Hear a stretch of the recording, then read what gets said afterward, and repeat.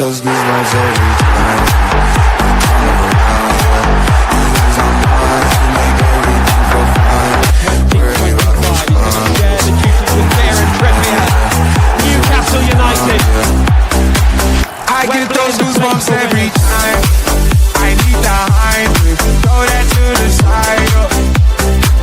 I get those goosebumps every time, yeah. When you're not around, when you throw that to the side. I get those goosebumps every time. Up the mugs. Yes, sir.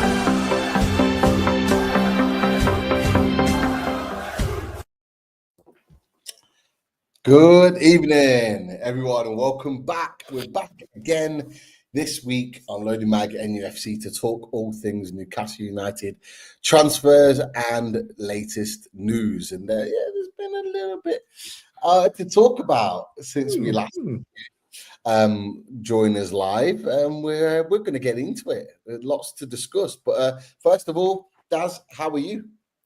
I'm grand, Pete. Not too bad at all. Getting close. Sure, tomorrow's Friday. All good. Yeah, you're right. There's been little bits of things happening during the day, like transfer related, jersey related, different things, bits and bobs. So a nice little section for us to talk about. People are probably wondering as well, where's Chris? Chris will be a little along with us later on.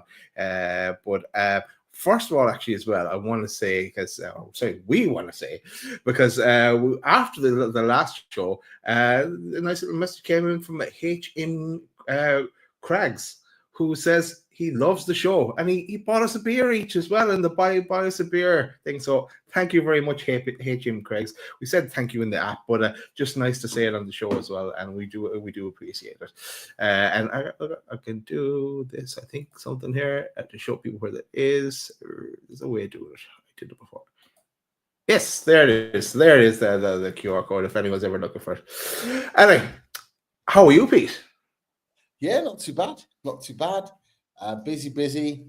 My boy's sports day today, so I went to watch him, and then had a few other bits to do. A little bit of marking.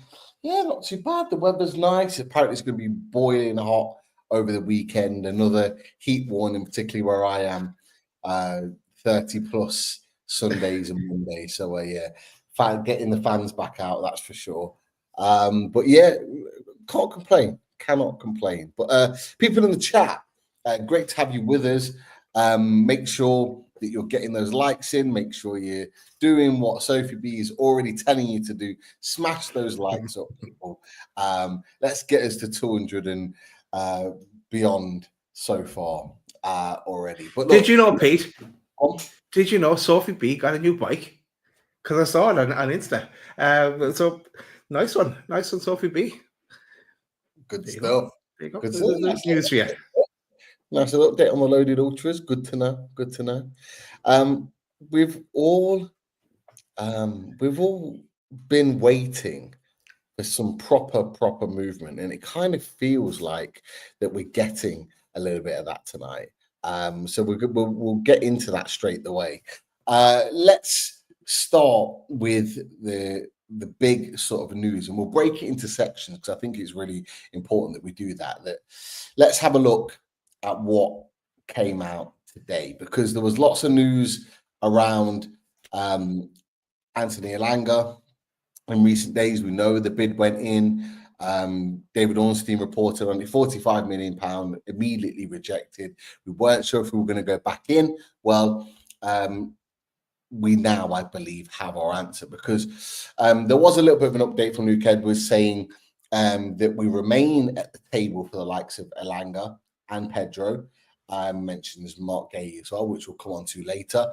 And so we knew we were at the table for these players anyway. However, the big news that came out today is not only are we in for these players, there has been apparently a triple bid that Newcastle have launched for the likes of Anthony Elanga, João Pedro, and James Trafford. Massive news from that perspective.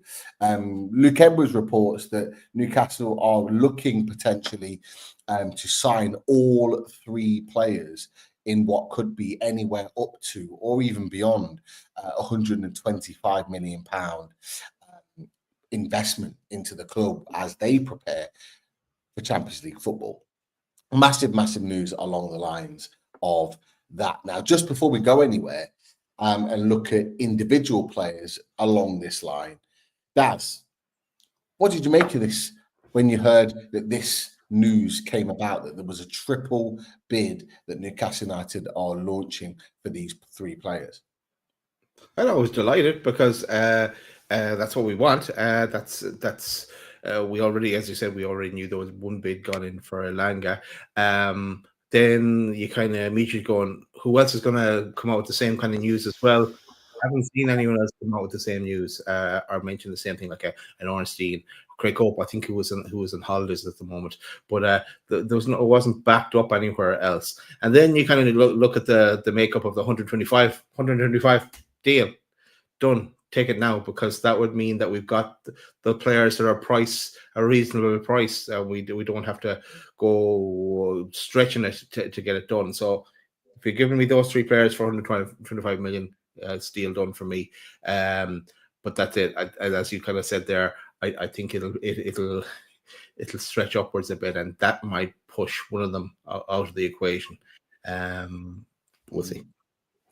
Absolutely, and Luke Edwards alludes to this point in terms of the £125 million breakdown. So as it stands from Luke Edwards' perspective, he says that Newcastle are believed to have verbally discussed bids of around 50 million for João Pedro and are willing to pay around the same for Anthony Elanga. We just mentioned before and on the previous show on Tuesday that we had a £45 million bid rejected for Anthony Elanga. So we're looking around the 50 million mark for both of those players. Has been rumoured that 60 million is what Brighton are looking for. It is also rumoured that Elanga could well be going for the same if we were to bid that. So around the 60 million mark. So there's a little movement still to be made there, I think, if there's a deal to be done. Interestingly, though, Daz, it mentions about the other player in this, James Trafford. It says Newcastle's offer for Trafford is understood to be around the £25 million mark with add-ons. We can only assume it might be add-ons moving to 30 million. Negotiations set to continue with all 3 targeted clubs currently seeking more money for their players. You touched on it, that they could be asking for more. It could be a more expensive trio of signings beyond the 125 million. What do you make of that? Do you think that's good? Do you think that's good investment? Do you think it's too much money? There's been arguments either side of that, and I know we had a kind of a conversation about that last sort of in the show last time, but now it's looking more real. Is that a good investment? 125 plus potentially. Plus, how much farther is that plus? But for the 125 million, yes, I will do that deal with you now. Because that would, to me, would mean that we've got, like, because I always thought João Pedro was going to take 60 to get him, and I thought Elanga is going to take 50 to maybe some add-ons, maybe to 55, and James Trafford, it's going to take close to the 30 in my head. So add that up, it's well past the 125 million. So yeah, and then if we were to go a long way past that 125 million, then we're shooting ourselves in the foot for anyone else. Now, we do have, we can trade, and we have to trade as well, like the likes of Longstaff, the likes of Willock. There's probably a few more that comes into the equation as well, like we have said on Squad Game, just to bring in some outlay as well, just to kind of to play with, and for Anthony that would pop up, and to add fillers to our team, and to supplement the wage increases as well. Like we want to sort out Isaac's contract, for example. And I know Luke, we talked at the end of the last show as well, and I know Tom has a question in the chat as well about like the likes of Kyle Walker-Peters or something like that, just like to bulk out the squad, because we're going to need to go forward. Just those 3 signings alone aren't going to be enough, and that's why we can't blow everything on them either. So and that's where others may come into the equation if these targets become too expensive. Okay, so where are you putting a cap on these players, and people in the chat, put it in the chat as well, because I know there's conversations already riding upon on this situation around Pedro and certainly Elanga. But where would you cap it? So if we're currently negotiating around the 50 million mark for Elanga, around the 50 million mark for Pedro, and around the sort of 25 million pound mark currently for James Trafford, where would you cap it on these three players to go, you know what, no higher than that? At this point, we need to look elsewhere if they reject that particular bid. Where's the cap? Yeah, I said the last day, Elanga, I was saying something like 50 plus 5, but now I'm changing my mind there because of when you do all the maths, we're going to be. So I think it has to be 50. I don't think we can go any higher than 50 because it hurts us elsewhere. Then on João Pedro, I just automatically thought 60 was what we'd have to do to get him, but I don't know if we can go up to 60. Maybe 55 is the max we can go there. And to James Trafford, I think for me James Trafford is the most. I don't think we're going to have a plan B. I know this Chevrolet that has been mentioned, but I think, to me, James Trafford is the one that's kind of near. I think he'd be the first signing through the door. And I know you probably bring up a few tweets in a few minutes as well. But to me, I think, okay, max out at 30. You can't go any more than 30 either. But I just think he's kind of key, and he's young as well. He ticks all the boxes and I think it'd be just difficult to get someone else that ticks all the boxes for Eddie Howe as well. So I think the Trafford is the banker for me. Has that, and I want the others as well, and I like, but I think get Trafford done first, see where we are, and then I want Pedro done second, and then Elanga. Yeah, I think that's fair in terms of the sort of the values that have been set. There's lots of different opinions in the chat. Fridays put 50 for Pedro is not realistic. I imagine he thinks it might be a little bit more. I would say no more than 60 million for Pedro. I'd probably be inclined to pay that amount for him just because of what he's potentially bring. Lee Jones has put 140 max for all three. You got Mr. Link has put in there 57.5. Very particular for Pedro. And Bale one Elanga. Interesting. David Cook, great to see you in the chat. Hope you are well. Upfront cap, 125 million, but add-ons on top. There are others in the chat as well. Joe Blackburn's put no more than 150. Cludes has put, I'll pay 60 for Pedro and 25 for Trafford and go elsewhere for a right winger. Interesting. Lots of different opinions in there, but all of sort of questioning sort of the value of Anthony Elanga, which is something that we've started to do as the week gone on. I know you kind of maybe sort of changed on that recently, and you've just said why, because when you do the maths, it is a lot of money. But we were talking about it last show, and someone put it up on the screen in the chat. Potentially 100 million for, if Burnley got what they wanted in terms of 40 million for Trafford, 60 million for Elanga. That doesn't make any sense. It's a hell of a lot. Then that rules out João Pedro, then Pete, if that was the case.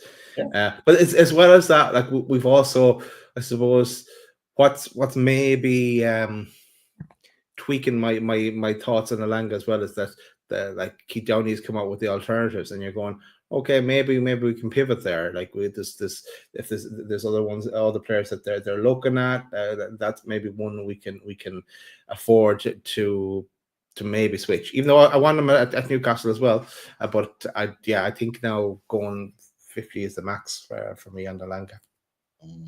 Well, so Forest fans aren't getting their 70, Pete.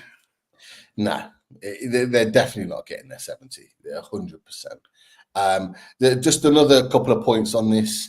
It is in fact, as we've just talked about.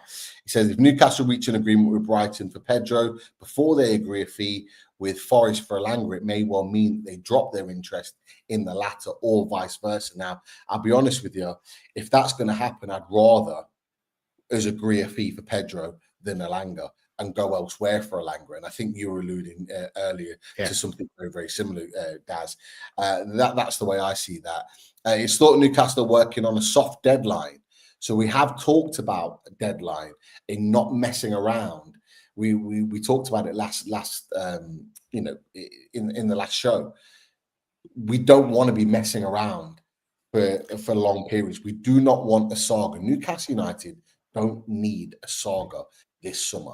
They need to be going in there, getting the deals done and getting out so they can get the next deal done along the line. So it's important that that's noted, that there is a soft deadline in place. There was a bit of a run through with regards to Anthony Elanga because there's been a little bit more conversation on him. All it said with regards to João Pedro is, they're still in discussions with him, and they have been more advanced. You probably, we've heard they're probably more advanced than any other club at this stage. So that's all we know on that. But Elanga's has kind of moved around a little bit since we got the information in. Now, Mark Douglas, we talked about on Tuesday, had very quickly come out once the second bid had gone in and said Newcastle will make a quick call on the second bid for Anthony Elanga. Well, Lee Ryder's also come out with a piece and said that Newcastle United are looking to put a fresh offer for Anthony Elanga on the table. I have to say, we've got a couple of sources here. This one is a bit of an update from Nicolo Shearer. He's got big following. I'll be honest with you, I don't tend to use his stuff because I'm not sure how genuine it is. Whether it's just regurgitated stuff or whether it's actually just to kind of get clicks. So I'm putting that out there for people because I'm not quite sure on this as well. But I'm putting it out because he has put it a couple of times. He said that Newcastle have in fact gone in with another offer of 55 million. And maybe that's what, I can't remember the person in the chat, but someone's mentioned in the chat that Wolfie said that we were looking at 55 million. Maybe that's who he's got it from. I'm not convinced on that. Sorry, Magpies Unite. I'm not convinced on that source myself. But if 55 went in, Daz? Look, I don't know. I've seen Nikolai's name before. It's not someone I have on notifications, let's say. But why do we go in with the bid for Elanga first of all the other signings, or all the potential bids we've made? If you're to believe Luke's article, so for the three players, why have we gone in first for Elanga and not in first for João Pedro? That's if my priority was, if I was balancing out and said if I have to get one done, I'd go with the first one I wanted to get done, or between Elanga and Pedro, I'd go with Pedro first, and then go in with, or maybe then they're thinking, if we offer 60 for Pedro, let's say, then Forest will want 60 as well. Maybe that's kind of logic. I don't know why, but it's just.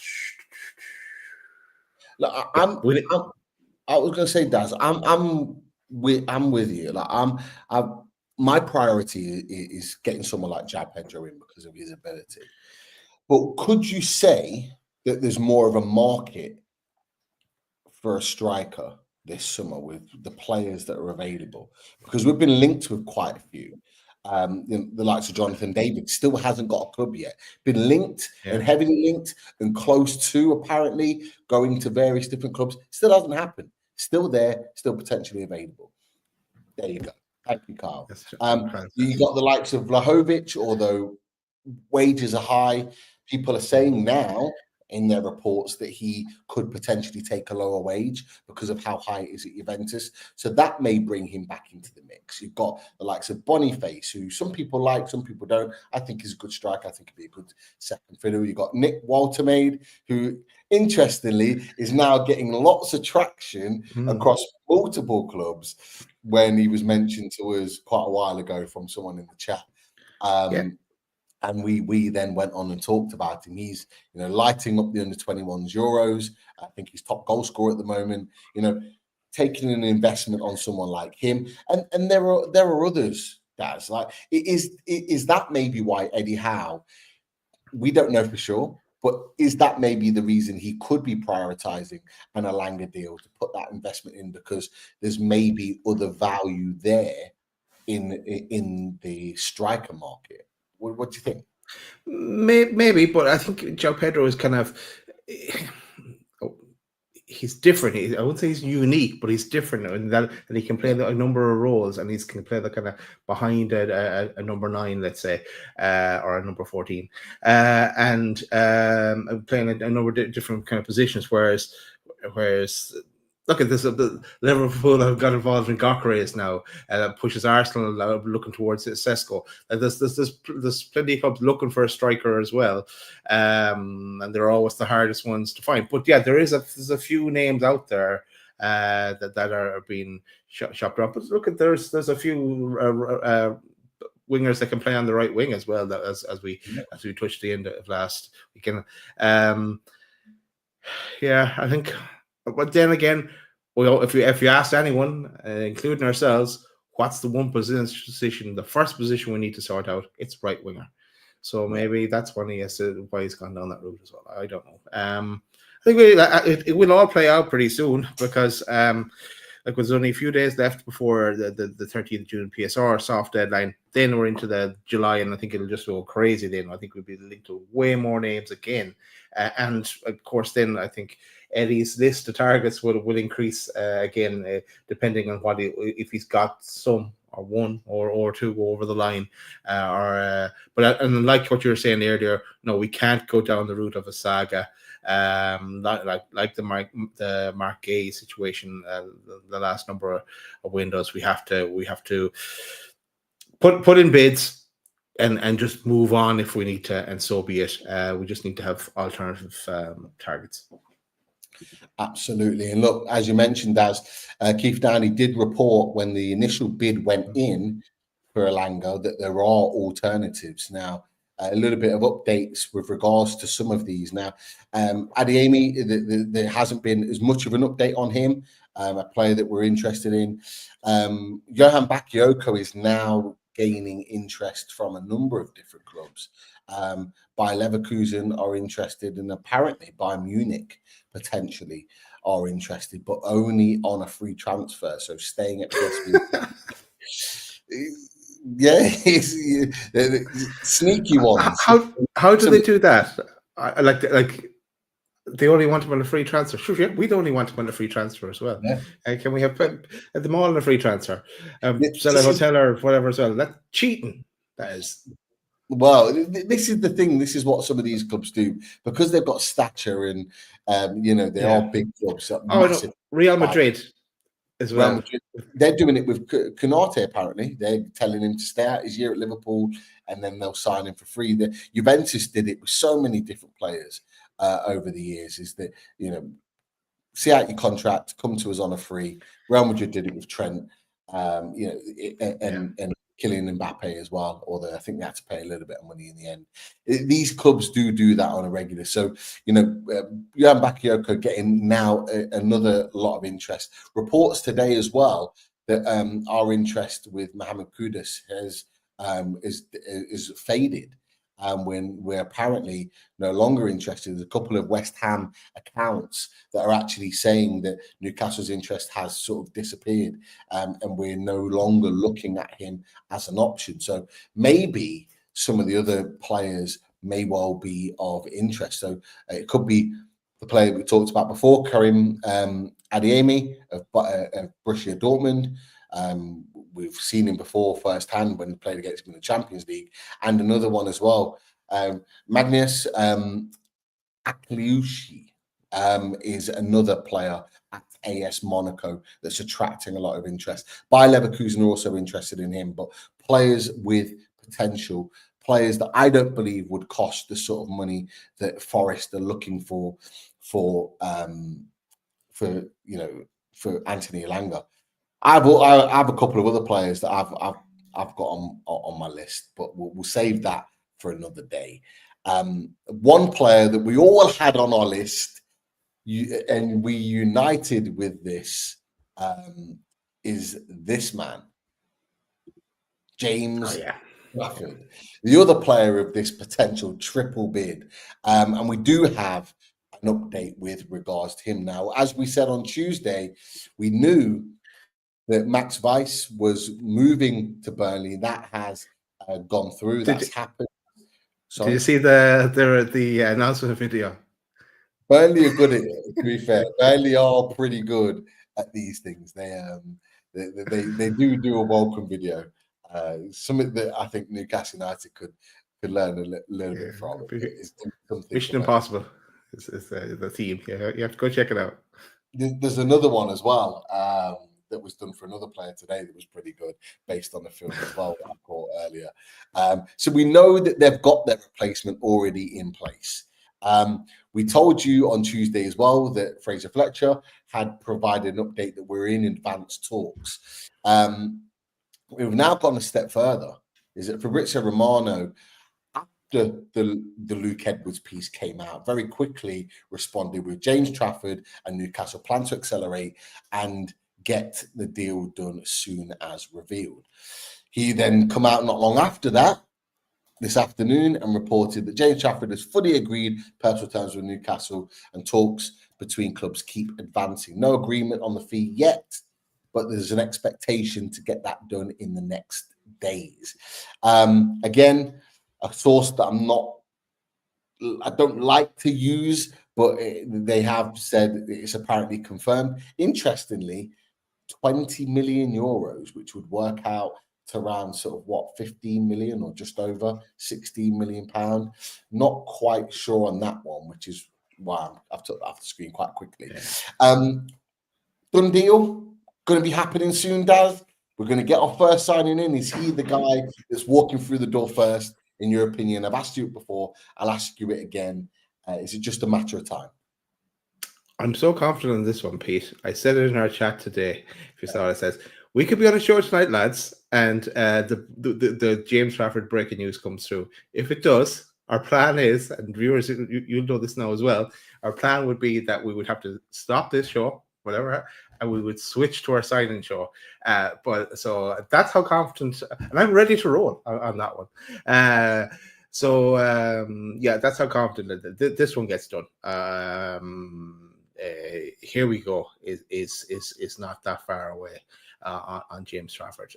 Not knowing Anthony, but just by the looks, by the way it all plays. I think 90% of the people in the chat would be of the same opinion there. So it's just a matter of time, I think, and they'll be delighted to get him in. Someone get him out. Feck off, Todd. Someone get him out. Get him, Todd. What are you doing, man? Get out. Well, we can get him out. We could actually ban him, but we're not cheating, Todd.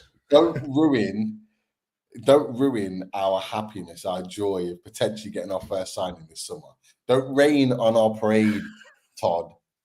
Okay, you've caused enough trouble as it is with your hotels and your women's car parks sold for however many millions, in your car parks for whatever millions. Get out of it, man. Just stop. Just stop you now. Stop. Yes. So back to James Trafford.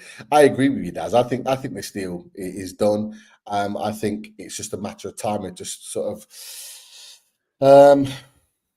dotting the I's and crossing the T's, just agreeing maybe on structures and payments. Be interested. You know what I'm interested in, Daz, is to know what the actual fee is, because we have had mixed messages. Burnley want 40 million. Newcastle are only willing to pay 30. Then you hear that the report that I put on the screen, whether it's true or not, of a 20 million euros. Some saying 25 million. nobody actually knows the price. So it'll be interesting to see what we're actually paying for him. But what we can guarantee, though, is we're getting a top young goalkeeper, future England number one. Like, he has the potential to be just an absolutely monstrous signing for us.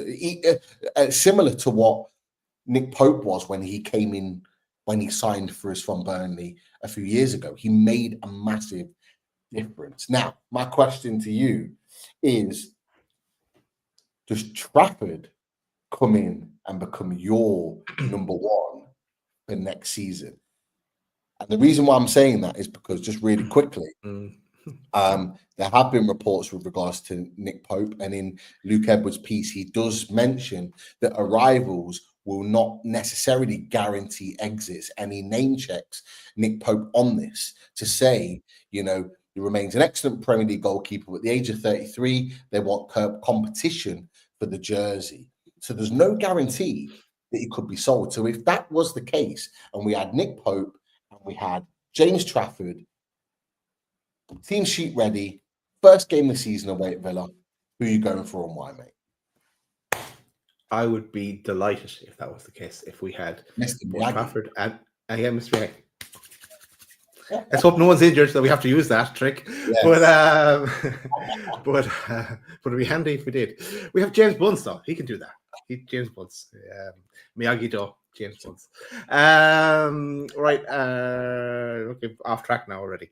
I want James Trafford as our number one, but I want Pope and Trafford to push each other, and that's what we need.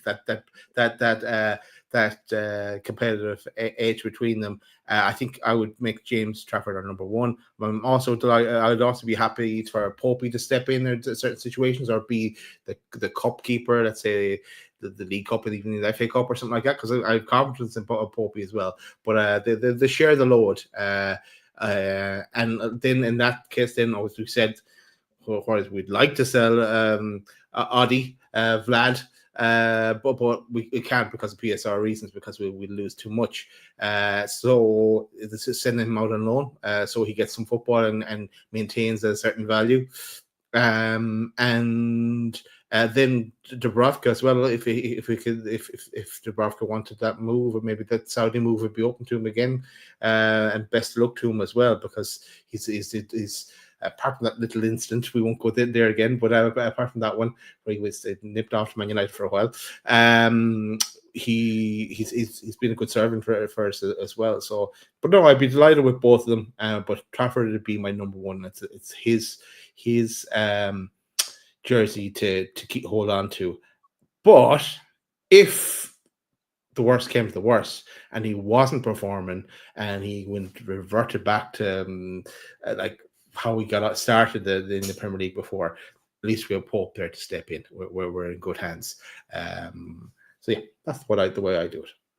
Yeah, I think if you're bringing in a goalkeeper like James Trafford, I think you do have to start him. I think he's not going to want to come from Burnley, where he's been number one, the main guy, playing really, really well, and then coming and sitting on the bench for Newcastle United. I just don't think it's going to work. I think it's going to be a case that Trafford comes in and he becomes number one, and they go with him to be the main guy moving forward. I want Nick Pope to stay. I want him to be second choice. I would much prefer Dubravka get moved on, just because Nick Pope, I think, would be an excellent understudy for Newcastle United for a couple of years. I think that is absolutely what we should be doing. I said it to you boys the same when Nick Pope came in, and I wanted Dubravka to stay, and I was really annoyed that we ended up letting him go, because I thought it would be a really good understudy. And let's be honest, Daz, this season just gone, he has been, because Nick Pope got injured, Dubravka came in, and fair play to him, he was excellent. That's exactly what we want in that situation with regards to the goalkeepers. So we want two solid goalkeepers. I think Nick Pope needs to stay. But what do we do? Because he's got 1 year left on his contract. Do we extend for another year and keep him? is that maybe the kind of the sticking point in this summer with Nick Pope, because he has only got 1 year left on his deal? Are we forced into selling maybe? Then it'd be on reduced terms for me, and then it's it's to Nick Pope then what he wants to do. Does he really? If he really wants to stay, then and to be guaranteed of a contract for, let's say, from next 3 years and something like that, because he could fulfill that. He could even in time drop into the third keeper kind of a role, like do the Scott Carson thing, like that thing that John Ruddy's doing now. But yeah, he couldn't on the same kind of money he's on now, let's say. So the ball is in Nick Pope's court as well. What does he want to do? Is he prepared to ultimately be the kind of second choice keeper, but with the pathway that he will get game time, he will get in and out as well.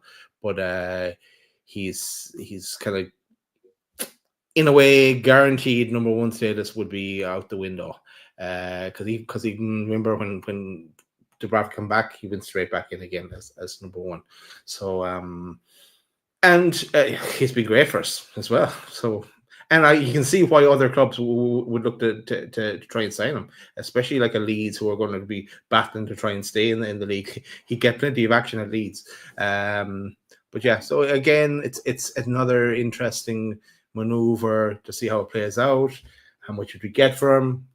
Could go towards what we need as well, to bulk out the squad in other positions, and then that would leave, if we were to sell Popey, it would leave Dubravka in that sitting in second place kind of role, and then we kind of strengthen that position maybe again the following season. Yeah, I think that's fair. Absolutely. So a little bit of an update with regards to those situations. James Trafford looks like the one that could be being done in the next days. One last thing for me with regards to James Trafford, and people in the chat, give me your perspective on this. Do you think, is there a chance that this deal gets done before the PSR deadline? Because if I'm right in thinking, Burnley are still needing to comply from what we know. Do we think it could potentially get done before Monday's deadline? What are you thinking, Daz? I thought the chatters were going to answer first. Yeah, I think it does as well. That this, if the stories that we kind of heard before, that the Burnley need to trade, and they're also that they're bringing in another keeper, and as you said, they've brought in someone else as well. I think it's a lad from Ipswich. They were going to looking at. That's what it was earlier when I was looking at now.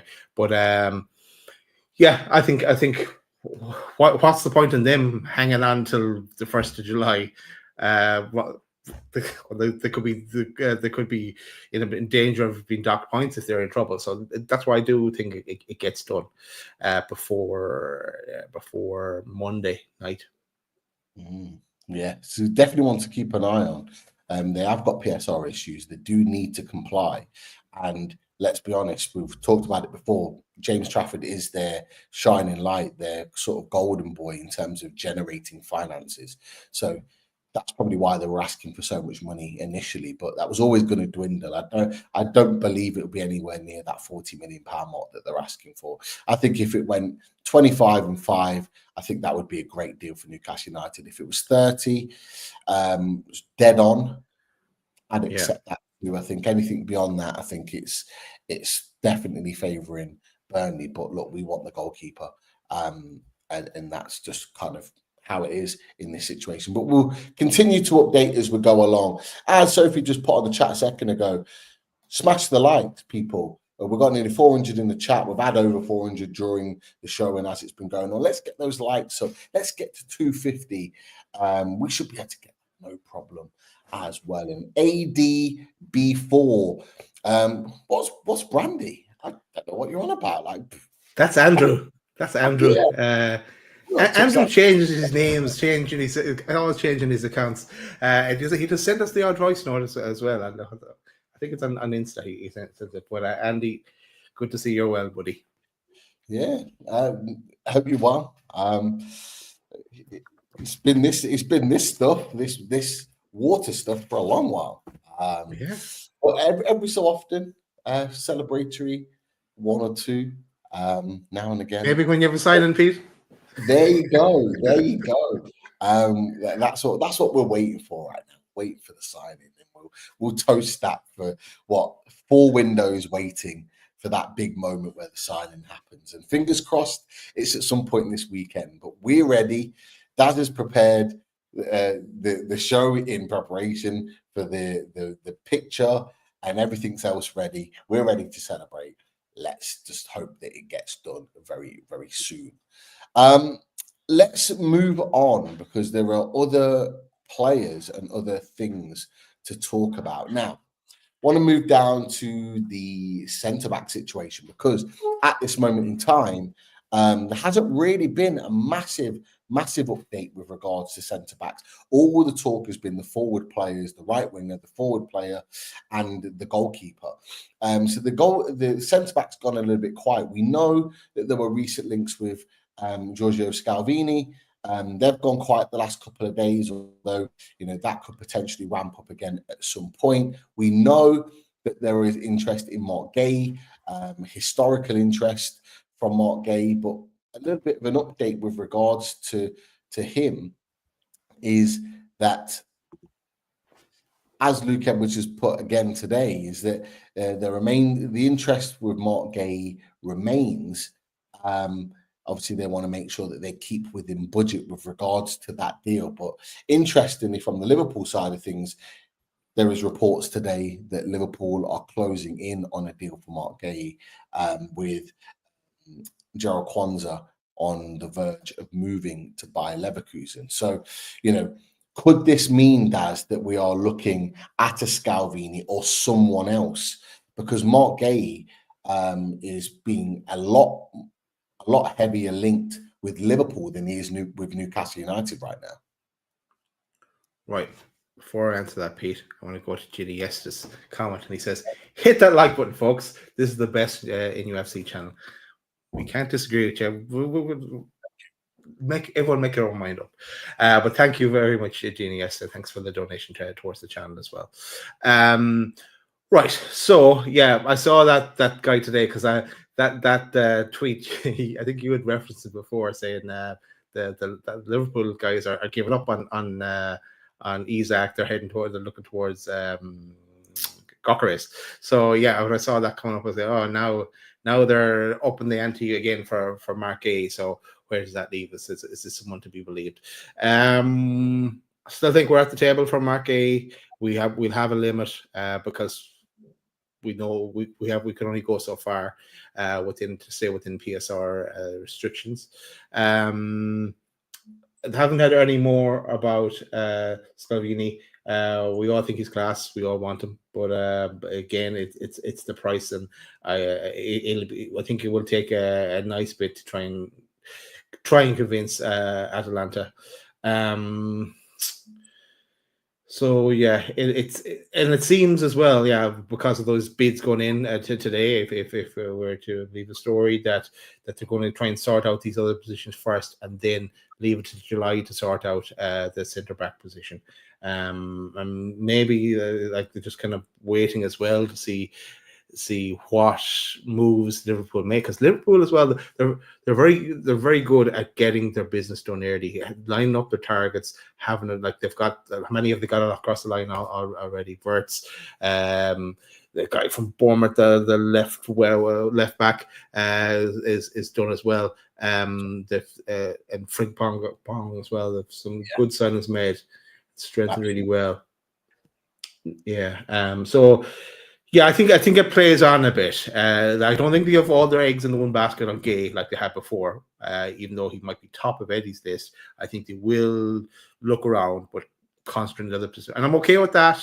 Once we're still moving on these positions first, and then go back, because they can't do everything together either. So yeah, that's where I am with it. Yeah. How about you? Yeah, I'm in a similar situation. Look, it's one of those that I think we're going to have to be patient with if we do get Marc Guéhi or any other centre back.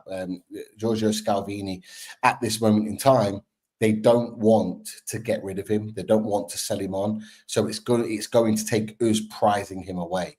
And I think this is probably why Newcastle United have maybe sort of hung back on the centre-back option and focused on the areas that need to be sort of covered. I think Newcastle have made it clear that we want to do our outlay of transfers in the attacking areas. They want to put their money in the right winger. They want to put their money in a striker or an alternative to Alexander Isak. They want to put their money in a brand new goalkeeper. They're prioritizing the areas that need like improving first. Now, for me, I think that I made my points on Tuesday. I do think the centre-back position is a position that needs to be strengthened. It is important, but we still have 4 centre-backs. We have Sven Botman back. We have Dan Burn. We have Shaw, and we have Jamal Lascelles. We do have 4 players that can play in that position as it is right now. We only have 1 player in Jacob Murphy that can play right wing. So that is a priority. With Wilson leaving in a matter of days, we only have 1 striker. Can maybe throw in Asula as a young option, but not a genuine, viable, someone that can come in and he's going to do the business alternative. That's what we're looking for. We see maybe Asula as that third striker, that little bit of unpredictability to come in and make a difference. Their priority positions, and I think Newcastle United have made that absolutely clear with who they're bidding for and where the noise is right now. But does Mark Gay come to Newcastle United? I do think the longer the summer goes on, I do think it could well be that we look in a different direction. One direction we won't be looking in, it seems, is this man, Malik Chow, who Fabrizio Romano has reported that it looks like he is on his way or could be on his way to Como in Italy as an alternative signing for them. A package of around 25 million euros. So looking at a 20 million pound deal for that. So it's a hell of a lot cheaper than it was last summer, Daz. Well, what do you make of the situation with Malik Chow? Yeah, we had this in our chat today, and I know you didn't get to read it so much, Pete. But and I'll quote what Chris said. He said something like, "We should be all over that." Basically, that we should be going in there as well. And I kind of reference back to when we had the Milan journalist on, and he had some doubts over him at the time. Now I haven't seen him this season, Malik Chow, so I can't really comment on him. But that's a good deal for 25 million euro. What's that like? Foxy bit to tell us. There's probably about 21.5 million or sterling or something like that, 22 million. And young as well. So and someone Eddie could work with, you imagine. But so how high up was he on a list? If he was on a list the last time we're talking about centre backs, yeah. I don't think we're going to go near this now. I think it's done, or not for those anyway. And maybe that's a good thing as well. And yeah, I was saying that I don't think Eddie will gamble on a player, on any player. He has to kind of be all in, or he doesn't want them. So if he's some kind of doubt on them, he's not going to jump here. So it's what it is with Malik Chow. We move on. It just means that we're going to be getting hopefully someone even better.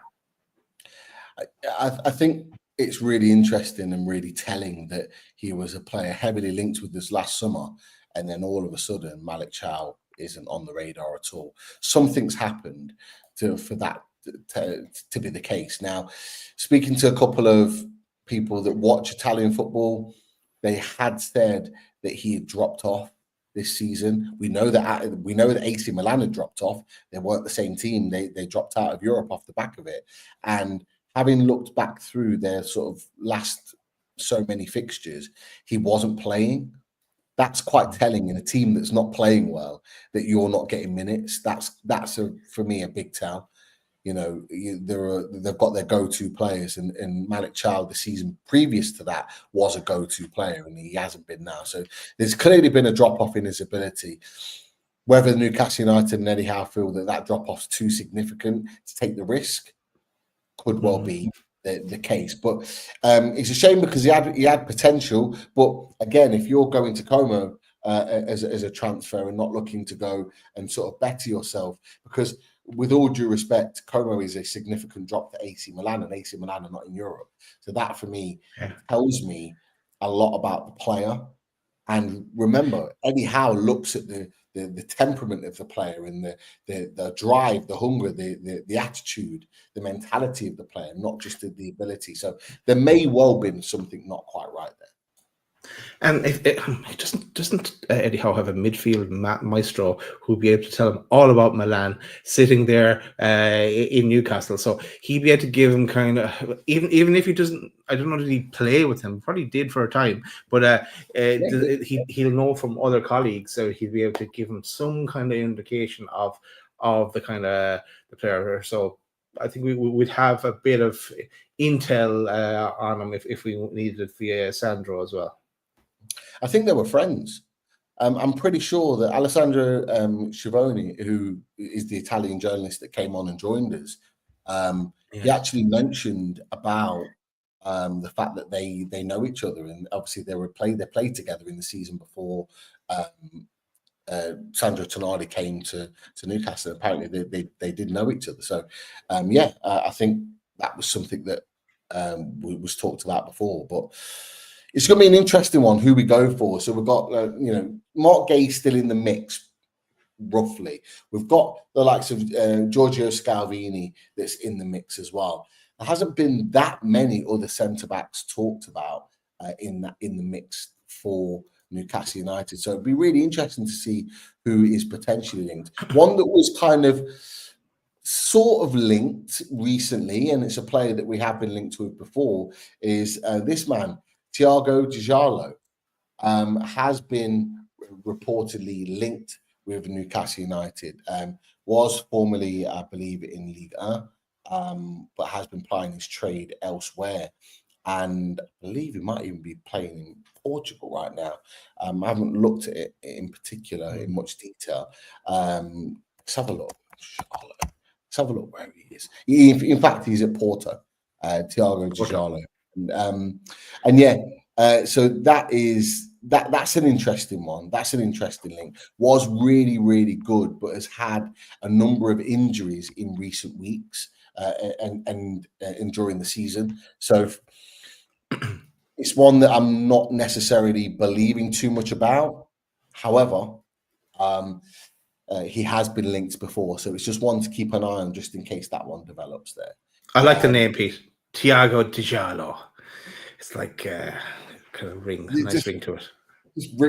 Just runs off the tongue, isn't it? It sort of runs off the tongue quite nicely. But another player to just keep an eye on. Played at Porto this season. Centre back, can play right back. He has those abilities as well. Hadn't looked too much into this one, I have to be honest, as that particular link, because it was very much a passing link. He will go back to Juventus, which is where I think that's his parent club, to play, and may well be sold elsewhere. But let's wait and see. An interesting one, and I think I'm going to kind of link this all together because we roughly talked about this before.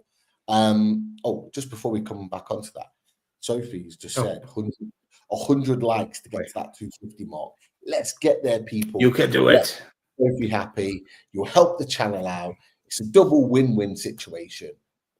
Just drop your like. It takes a second. Just clicking that button does the world to us. It helps our channel so much, and it helps these shows get out to more people that watch the show. We've had so many new subscribers, so many new people in the chat, but just because of that like, because it puts it out to more people. So thank you, Sophie. If we reach a target, Sophie's target, we might even roll out Chris. Chris might have appeared by that time, but we might roll out Chris at that time. Quite possibly. And just while we're there, we did mention this previously, but the Football Content Awards 2025 is now live for nominations. So if you like what we do as a channel and you want to nominate us for this award, it would be the first time we've been put forward to this, and it would make us immensely proud to be a part of this type of award ceremony. Consider putting us down as a nomination. All the descriptions are there and available. We've put them out on social media as well, and there are links available to complete those nominations. So just consider putting us forward for those football content awards. That would be amazing. Cool. Going back to what I was going to discuss, it kind of works. We talked about the potential of Kieran Trippier leaving this summer. We did have that potential conversation. And we talked about the likes of his wages are quite high. We talked about the fact that he did want to leave last summer and was kind of convinced to stay. If he was to leave, who would we look for? Well, there's one player. Simple. There's one player that we've talked about that talked about a lot for quite a while, and it's this man, Kyle Walker-Peters. Ben Jacobs confirmed yesterday that Kyle Walker-Peters will be leaving Southampton as a free agent when his contract expires on Monday. A player that we know quite a lot about. He can play right back. He can play left back. Good friends with Tino Livramento. They dovetailed really well together at Southampton and switched positions quite often, both left and right, because they were able to do that. As a player that I've liked a lot, even when he was in the Championship, still wanting us to sign him. He isn't going to the Championship this time. He's too good to be there for a second time. He is leaving. That's Kyle Walker-Peters. Would you take that signing if Trippier was to decide to leave the club? Yes, and I'd take that signing with Trippier at the club as well. Because I'm going to be disappointed if we don't make some kind of an offer to Kyle Walker-Peters, because I think he's quality. We've said it 2 or 3 seasons now. We've been talking about him, watching him. Like when we played against him, he was man of the match. I remember one of the games that we analysed. He was absolutely class. And he's as a squad player and in a busy season, he would be quality, and he brings experience as well. And he can play on left and right wing, like Trips, like Tino. So just to have, so yeah, if it's a case of Trippier goes, then it definitely want us to be involved, especially when we're talking about the budget there and how much we can play with. It makes absolute sense to bring him in. Like, and I know about 6 weeks ago, Fulham were talking about, and I said Newcastle should be in there as well because he's that good. And I see LB is still hinting at in his tweets. I was going to reply to him and said, no, I'll leave it. He's still about a certain right back that so I know what about right back he's on about. He's on about our right back that he's not getting. But with that talk in there as well, we want to it's another caveat for consideration, let's say, but we're not selling Tino, don't worry. But yeah, for me, it's a definite, and for you, Pete, as well, it's a definite. I know you've been all over him as well. So yeah, whoever gets him is getting a good player. Absolutely, yeah. He's the one that we should be going all in for. Free transfer. It just makes absolute sense to add a player of quality. 27 years old. He has and ticks a lot of boxes. The only concern is that, as you said, other teams are being interested. There was talks that Spurs were looking at him now. If people aren't aware of it, that's where he came from. Spurs is where he started out. So, my question would be to Kyle Walker-Peters, not that he's listening right now. If he is, hope you're well. Make sure you sign for the black and whites. But, going back is not necessarily always the best thing to do for a club. Go try somewhere new, different part of the country. You've been down south, come and try the north. I think you'll like it better up there. But in all seriousness, though, there's a big reason why he is an important signing if we could get that done. And I just want to just refer to just some of the data with regards to Tino Livramento to begin with. So we've got Tino's data here, and we can see Kyle Walker-Peters is one of those players of a similar sort of build and performance level. The key here is with Tino is pass completions, his progressive passes and progressive carries, his clearances in there from a defensive area. His aerials need a little bit of work, but you can see the quality in Tino in particular areas of his game, his carries and his passes. The areas of shooting could get some work in those attacking areas, but his passing strong in different positions, particularly his long passing there. And you can look at then his defensive areas, his clearances in there, his shots blocked. Defensively, he's very, very strong. This is Tino's information from last season. In possession, he is good as well. You can see lots of green in there, and that he can carry long distances, carries into the penalty area. So he's a good attacking fullback. Now, if we look at, and I'll just click off this for a second and come back on with Kyle Walker-Peters, you'll see if I go right back to the top again, they're a very similar mold. They're built in exactly the same way. You look at the pass completions, you look at the progressive carries, successful take-ons, the stats there. And let's not forget, this is in a team that got relegated, that were the worst team in the Premier League. Like, he's doing this and picking up this data. So the progressive carries and passes are there. And this is a team that's having to do a lot of defending this season. And he is still picking up these types of levels of performance. Pass completion is very, very high there. Short passing is excellent. Medium passing is excellent. Long passing is excellent. Got a great range of passing and passes into the final third, which is what we want as a team. Through balls, creative, trying to create and produce openings in there. Pass completed in there as well. You've got goal and shot creations that is actually higher than Tino Livramento's in terms of take-ons, his shots, fouls drawn, defensive actions. They're all very, very high. And then you've got their defensive elements, your shots blocked. Clearances, not too many, possibly down to the fact that it was Southampton that we'd kind of look at that one. And then sort of like your possession stats are very, very high. All green, good green as well. So you can argue that he's performed to a very similar level to Tino Livramento this season, albeit in a worse team. You put him in Newcastle United's team, for me, he flourishes. Like, what did you make of just those key stats that we were looking at for what we want in a fullback?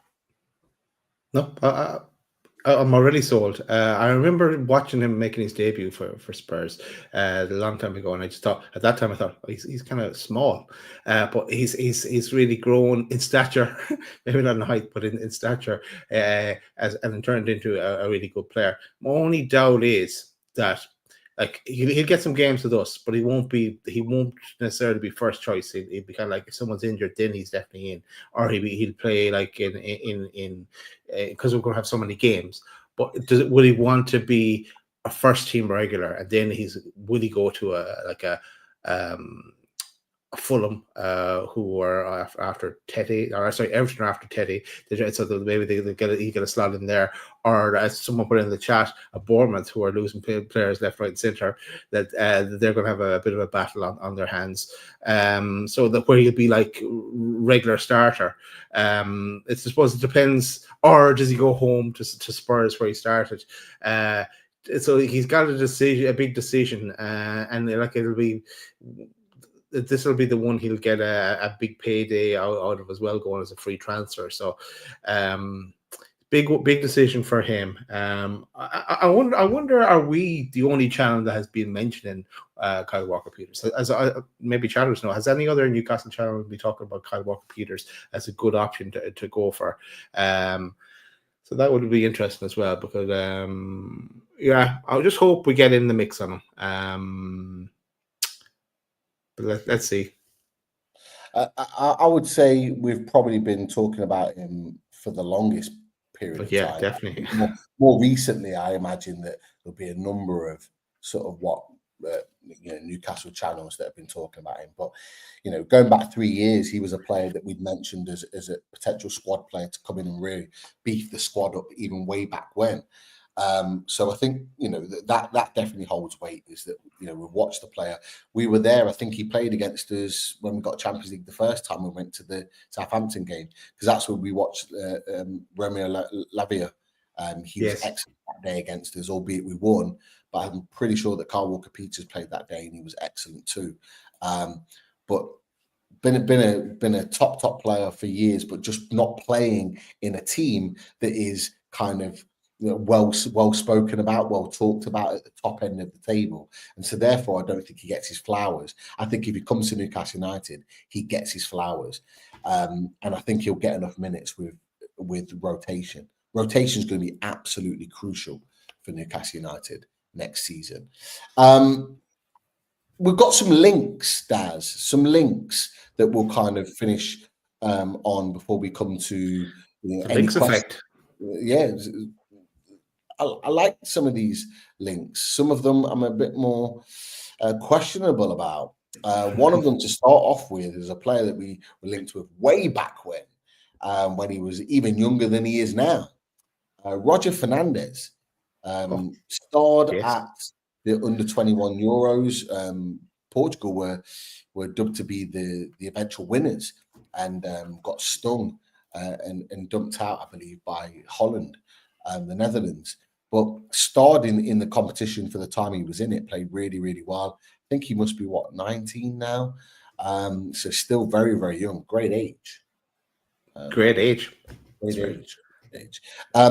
Roger Fernandez can play on the left wing and the right. He's dovetailed between the two, but he's predominantly a left winger.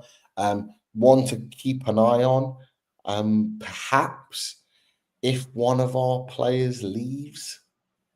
Well, okay, but first of all, I remember us being talking about him about 3 years ago, and he's like, he must have been around 16 so then, because he's 19 now. So like a long time ago, we were talking about him. And so he also says he's 18, but no, I'm looking at him here. He says he's 19, but it also has him down. This is on SofaScore, has him down as a right winger. He says left foot, but a right winger. Interesting. I have to admit I haven't seen anything of the under 21s tournament, because every time it's on, I'm clashing with something else, so I haven't got to see any of it. But he did play on the left in the games that he played. But yeah, but he can play on both. Sorry, that's correct. Yeah. No, that's really it. Look, because we were linked with him so long ago, he's obviously one we've been keeping an eye on. So it sounds like a Steve Nixon kind of one that we're watching there, or someone that one of our scouts brought him to us early, and we kept an eye on him. So you never know. It's down here as well on SofaScore as around the 20 million euro mark for him. Yeah, I think that's a fair price for someone that's playing really, really well. As a young player, got lots of growth to be made, and his wing partner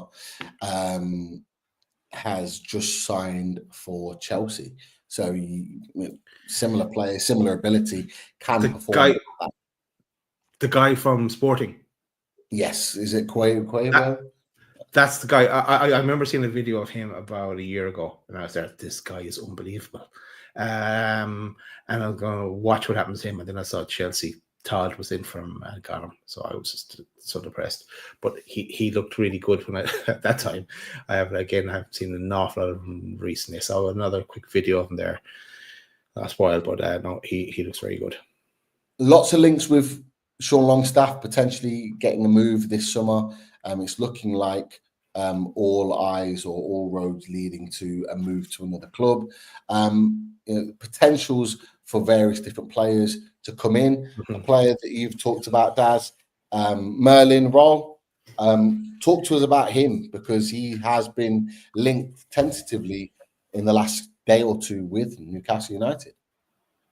Yeah, I'm nearly sure I talked about him on one of our shows because I originally thought he was kind of a defender, but no, when I was at that time a couple of months ago now, I was watching videos of him, and he's a nice little midfielder. He can play in kind of defensive midfield, like center midfield, and kind of on the attack as well. Can score a goal. Really good at kind of intercepting and putting in a tackle and winning the ball back. So he's a good kind of utility midfield player. He wouldn't look out of place there now if let's say Joe Linton was out, or even a Bruno or Tonali was out. I was just slotting in for a few games. I think he's a good player. He's only 22. He's down here as 11 million at Freiburg.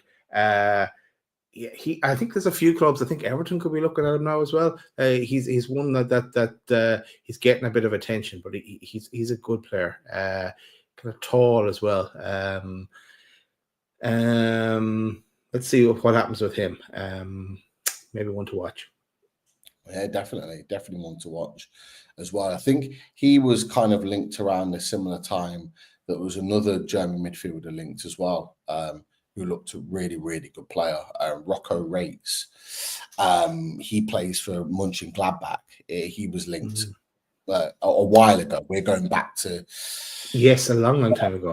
November time. So this is before the January window that he was linked, and he's a young lad as well, only 23 years old. So that could we be looking in the German market for our next midfield? Quite possibly, because technically German-based players who play in Bundesliga are very, very good technically, and it's very clear that's what Eddie Howe's looking for.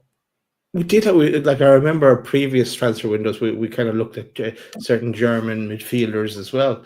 So maybe it is a market we're kind of keep an eye out for, and it's a good kind of a good place to look for that kind of battle-hardened player to come from. Now, I know we have Lewis Miley in there as well, who want to see get game time.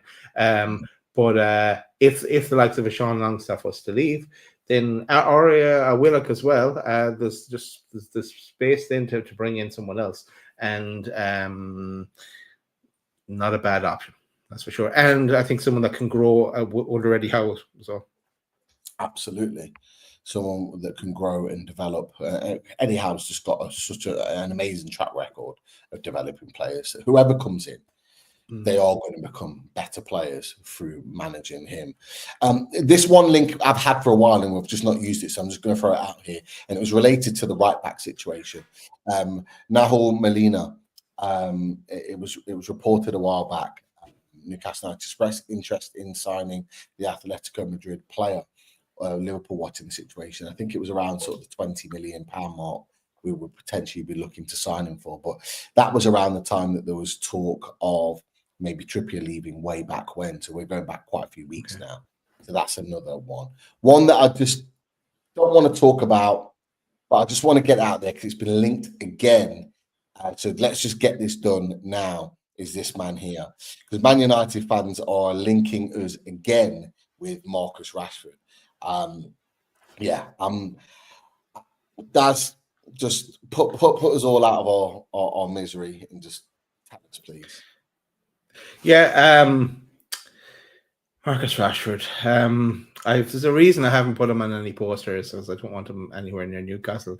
I just look at I did back when the early days of Man United, I thought he was a very good player. He just went off the boils, like so many Man United players, in fairness. I think he does need, like, he got his loan move, but I think he does need a permanent move.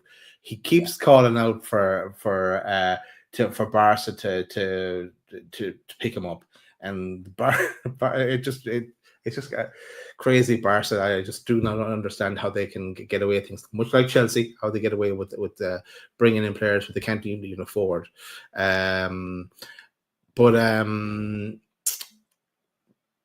Marcus Rashford is not coming to Newcastle. Not for me, anyway. The reason I'm so dismissive of it is purely because of wages. Like, he's on £300,000+ a week. Newcastle United are not going to supplement that in any way, shape, or form. So that's why I'm just like, you know what? Forget it. Like, it's just not happening. Like, in terms of a player, he would only come in to supplement Alexander Isak. Okay, but we're looking at João Pedro, who's a much more viable option.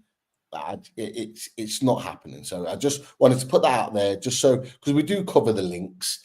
It's not a big talking point like what we've talked about already, but it's just a link, so we will cover it. We've moved on, and that's it. Like that's it for me. I think there's one more slight update, not related to us, but Xavi Simons, a player that we like, we've talked about in the last show.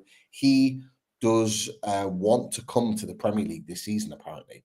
Now, Tottenham have been linked with him, which is where it's come from, a Tottenham account. But Matt Law of The Telegraph has said that Simmons would be interested in only a Premier League move. So it looks like that's where he's destined to go.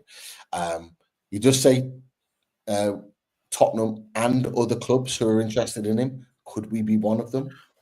Oh, hang on. Wait a sec. Hello, Sophie. Have we reached our target? Because we need Chris to answer a question. Yes, it's on Xavi Simons. Do it. Chris, welcome. Hey, boys. How you doing? You all right? Not too bad, Chris. You're the man for Xavi Simons. Are we getting involved? Yeah, do you know what? Seeing that name flashed up. I mean, I must admit, when I first joined, I saw Marcus Rashford flashed up, and I thought, oh, I don't know. I know you boys quickly dismissed that one, and I completely agree. But yeah, Xavi Simons, he'd be great. He'd be such a good player for Newcastle. We spoke about him in the not the last show, the show previous to that, and I think he'd be absolutely fantastic. Hopefully, we are one of the clubs interested. Fingers crossed. Definitely. Let's see how that one materializes. But just a little link into a discussion that we had on a previous show. So just wanted to add that in there. But that was all the links really that we've kind of covered in terms of players tonight. But we can just kind of revert back and just kind of rewind slightly, Chris, and just getting your opinions on the news today that there's a potential triple bid of the three players, Pedro, Trafford, Elanga, and looking at potentially around 125, possibly more, if the other teams don't accept the offers on the table. Could be more than 125 million for those three players. What do you make of those links today with Pedro, Elanga, and Trafford? He's frozen. Rob band in Liverpool. I thought he was like just really like intently listening to what I was saying in terms of the information, and it was just he's gone. He could be about to sneeze. I'm not 100% sure, but it could be potentially. Whilst he's sorting out his internet, well, two Chris's. Two Chris's. Am I still there? Oh, Jesus. Yeah, sorry, boys. So what a great way to pop in and then quickly pop out. Apologies for that. What did you hear? Because I was talking through the triple bid with regards to Pedro, Trafford, Elanga. What do you make of it? The fact that it could cost more than 125 million to get those players through the door. Are you all for it? Is there a certain price that you have on those players? Like, what is your sort of like thoughts on that news breaking today? Yeah, well, firstly, I'll be honest, it was a big sigh of relief because I think we've all been waiting for this moment, haven't we? You know, for buttons to be pressed, for deals to be put in. So there was a sigh of relief, and I got quite excited this afternoon when I heard that news. Personally, and obviously I don't know what you boys have said, but I think the Trafford deal happens. I think Trafford goes through. I think I'm very, very confident that deal goes through. I think the next deal I'm confident on is João Pedro. I think we will get João Pedro over the line because João Pedro seemingly wants the move. Brighton want him out and Newcastle want him in. So again, I think that's a deal that we can do. The one I'm not 100% sure on is Elanga, and the reason being, we've heard Elanga wants the move, and we know that Eddie Howe and Newcastle want Elanga, but I think there is a little bit of hesitancy from Forest in terms of selling them. And I do wonder whether this is another Mark Gay situation where Forest could just go, oh, we want 65, and then you go to 65. Oh, actually, no, we want 70. Oh, no, we want 75. And then Newcastle just end up going, whoa. Like, this is getting stupid now.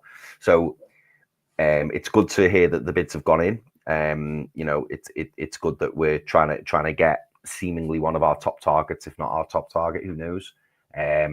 But I'm not convinced that deal happens. I don't know why, and I don't know if you boys share the same feeling, but that's the one I'm least confident of the three, because I have a feeling that Forest are going to make it very awkward to try and get him. That's exactly what we said. Oh, is it? Oh, right, okay. Yeah. More or less. Yeah, I asked as the question about, at what point, what fee we walk away from. I think, Daz, you were sort of like the £55 million mark, weren't you? In that respect. I just, what's really weird about it all is that with Anthony Elanga, it's the one that we're hearing about the most, which kind of worries me. Yeah, because Newcastle United don't necessarily work like that. We're hearing a lot about Trafford now, but it looks like we're hearing about it because it's coming towards its end game, like it's coming towards its conclusion. So there, because it was really interesting. Like I put it in, I put it in, I think, our chat, and I put it in the Mags Down South chat as well. And there was a response from one of the lads, Harry, that responded to it, and he was like, what is it with Fabrizio Romano and just constantly tweeting about us all the time? Like, just like, why is he tweeting about us all the time? Just like, stop. And I'm like, we never really hear from Fabrizio Romano about Newcastle United players, never really. And I said to him, we're only probably hearing about it now is because actually there's something worth talking about. And the fact that we got, 2 or 3 tweets in a day updating the situation says to me that I think that actually this is coming to fruition, that this is coming to its end. As you boys have said, and I feel the same, like with Elanga, the amount of noise that we're hearing, I'm not convinced. No. You boys that said, I said it was a smokescreen. I don't necessarily feel like it's a smokescreen now, because I don't think we'd have put 45 million in to take the player as a smokescreen. But I don't know if he's the guy. No. I'm not. There's something that's not convinced on him. Not as a player, by the way. I don't want people to shoot me down and say, I'm saying he's a bad player. I'm not saying that at all. I just think, there's better value out there, and I think Newcastle will potentially look elsewhere. Boys, did either of you discuss? Because I one thing that did strike me a little bit today was the timing of these bids being announced. Now, it's not to say that the bids went in, all 3 of them went in at 9 o'clock this morning. Obviously, Luke Edwards has posted about the 3 bids. That's where the only one to post about where it came about, I believe. I think. What? Sorry, he's still the only one to post about those 3 bids. Right. Okay. Yeah. But yeah, are you boys surprised by the fact that 3 bids have seemingly gone in? And I suppose what I want to know is, do you think that, like, what am I trying to say? Do you expect all 3 deals to be done before Monday, which is obviously when the PSR cutoff is? I mean, I know that's highly unlikely. I appreciate that, but do you think the timing's significant? Do you think does it surprise you that we haven't just gone by Trafford? We want Trafford. We've spoken about Trafford in the past, in the sense that Burnley have got PSR issues allegedly, so it would be within their, it would be to their benefit if they were to sell Trafford before the 30th of June. But do you think there's any significance? That we've gone in for Pedro and Trafford, according to Luke Edwards, all at the same time. Why not wait till next week? I wondered if you boys had discussed that. No, not. Like, for me, I just think that time is running out as well. Like the lads are back in pre-season training, or most of them, on the 7th of July. So we need to get a story straight. We're not going.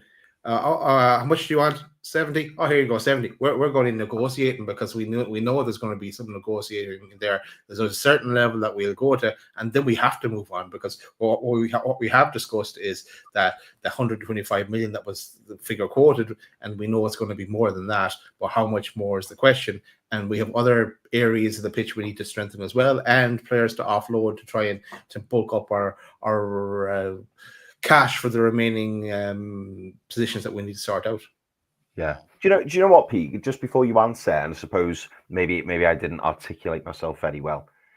Andrew Anderson there has said, "Do you reckon Elanga's a smokescreen for another player in Europe?" And I suppose what I'm asking is, I just find it odd that we've gone for all three. And you're right, Daz, we do need to get the bids in because you can't just wait. But I do wonder whether, let's say for argument's sake, I know this isn't the case, but let's say for argument's sake, we had an eye on a player from a club in the Premier League, and that's the player we wanted. Are we trying to basically say, "Oh, we've moved on"? Have we informally put a bid in and it's been rejected, on the quiet, and we've gone, "Oh, we're going for Trafford, we're going for João Pedro, we're going for Elanga," when really it's another player from another club that we really want? And the timing of this deal is basically to say you've got 4 days to make your mind up here or change your mind. Is it to kind of eke out a little bit of is there a bit of gamesmanship going on, I suppose, is what I'm saying, Pete?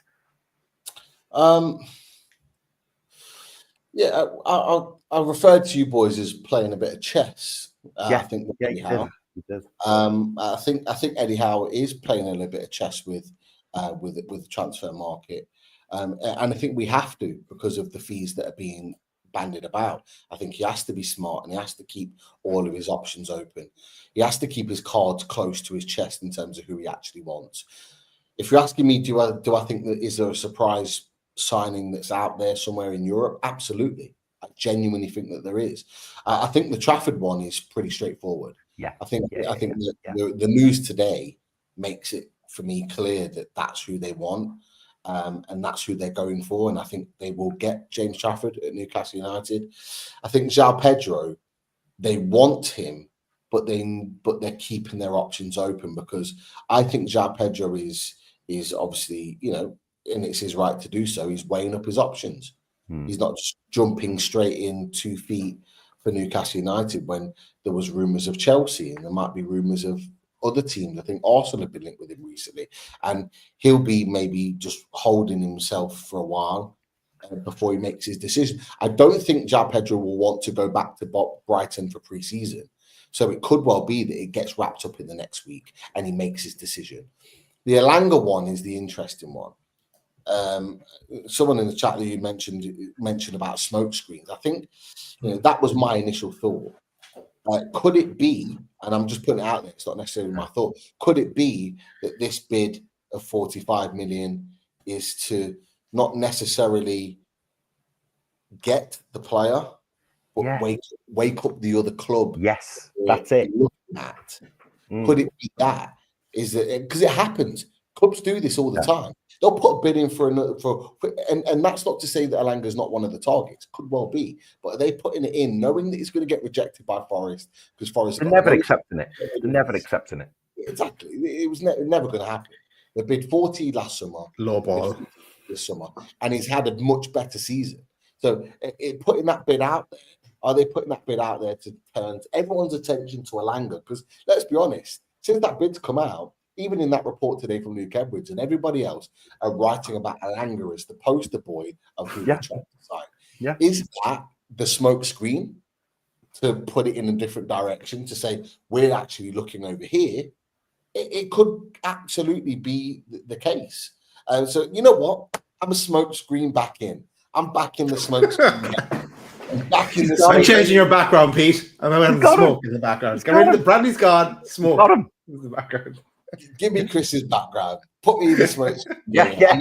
Smoke screen. Yeah. Come and join. You can do that yourself, actually, if you wanted to. It's just Chris's picture. Chris's picture of me everywhere. Yeah. No, I just thought it was an interesting thing because you're right in what you're saying, Pete. Everybody now, it's on the lips of everybody. It's Trafford, it's Pedro, it's Elanga. And it's just I just thought this afternoon, obviously the Trafford deal, 25, 30 million. It's there or thereabouts, and that's believed to be what Burnley want. It's close. João Pedro, similar. 50 million, believed to be. That's the fee you're looking to get, and will they try and get more up? I don't know. Yeah, it is. But it's near. Now the Alanga deal, the 45 million alleged, it just feels like I think all three of us have all said, haven't we, that we feel that Alanga probably is about a 45, 50 million pound player. And as you mentioned, 55 million, that'd be your max. It just feels like we've gone particularly low with him. And it just got me thinking, I was like, have we gone to Bournemouth and Semenyo and gone, there's 60 million, and Bournemouth have gone, no. And we're like, well, we'll leave it on the table. And then all of a sudden we've gone for Alanga as if to go, we're going for Alanga now. And Bournemouth are going, oh, hang on. But are they not wanting Semenyo anymore? Just to make clubs a little bit nervous. But Aston Villa could just be for Todd? clubs. Just to confuse Todd, maybe. It could be you always come in here, Chris, and you're here with your devil's advocate. I love devil's advocate. I love it. I do. I just don't see us putting that bid in and then tomorrow or Saturday or Sunday or whatever and going, oh yeah, here you go, here's 60 million. Sorry about that. There you go, 60 million. Conspiracy Chris. Yes. Conspiracy Chris, yeah. I just don't see it. Yeah, I just don't see us going to 60 million. I don't see it. And I don't see Newcastle going through us. That's the bit that we talked about earlier. I don't see Newcastle going into another saga. They're not going to go 50 million, 55 million, 57.5, and then beyond that. I don't think they've got PSR issues now. How could they? How could they? They've sold half their team. Yeah. Or are they needing like the likes of Zabani? Are they needing him to go because he still hasn't gone yet, has he? I know they've sold Kirkez and I know they've sold Huijsen. I think Zabani goes to PSG. I think they've either already come back in or about to with a second bid.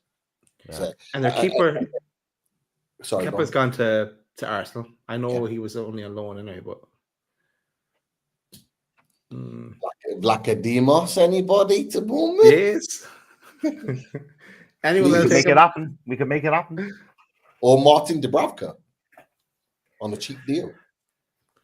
Do you know what? As a make weight, for any potential deal or for us to try and move keepers off, because if we get Trafford, that's 6 goalkeepers, isn't it? Six goalkeepers we're going to have if Trafford comes in. So realistically, if they're wanting to keep hold of Pope, as we discussed in Squad Games, if you haven't watched it yet, make sure you go back and give it a watch. Fantastic show.